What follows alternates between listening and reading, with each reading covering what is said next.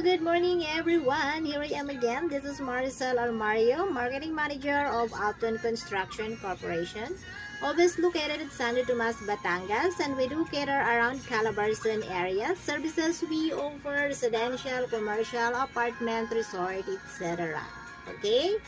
So today's video, pag-uusapan natin ang process flow ng Build Now, Pay Later program. Okay?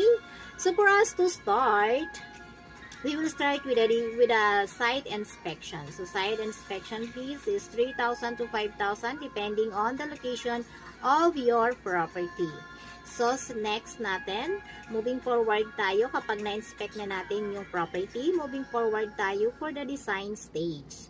So, yung design stage natin ay may babayaran tayo ng 40,000 pesos, which is ang inclusion ng 40,000 pesos is floor plan. This